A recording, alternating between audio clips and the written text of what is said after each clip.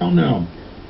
And I've read the writings of Lincoln. I've studied it. Lincoln wasn't bad. The South wasn't bad. Now, let me explain what happened. This is mainline history, but it's not taught in school. But in real scholarly history books, it's admitted. Now, listen. The British had lost the war in the 1780s. Started in 1776.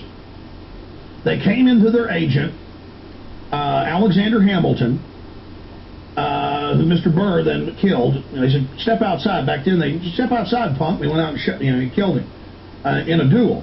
And he wanted to make George Washington king. He wanted to set up a new banking elite, and they were making deals with the British on the side.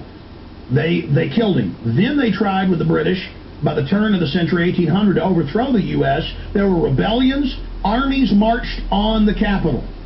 Okay? Then Andrew Jackson came up later. Love him or hate him, the point is, he routed the British banks out. The British banks, he gave speeches. The British banks went into South Carolina, Georgia, and they said, the North's got taxes on you. Let's have a rebellion and split off, and Britain will let you have the entire South and then into the West.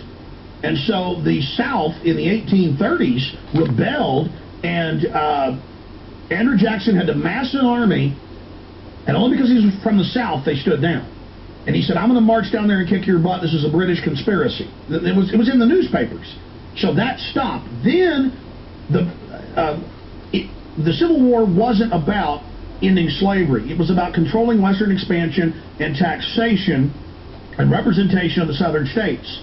And so the British were in the South funding the rebellion. They brought in the cannons, the weapons, everything. Then when the war started, they massed troops in Canada, in Ottawa, and in Toronto, 20,000 of them, and put a fleet off New York threatening to invade.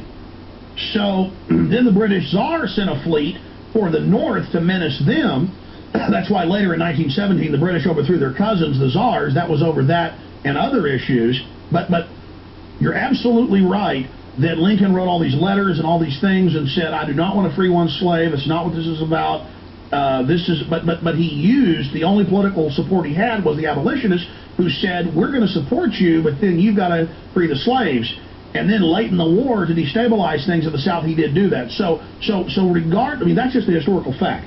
But then people say, well, then aren't you from the South? No, Andrew Jackson wasn't for the South. He knew that it was a setup. So you're absolutely right. Go ahead.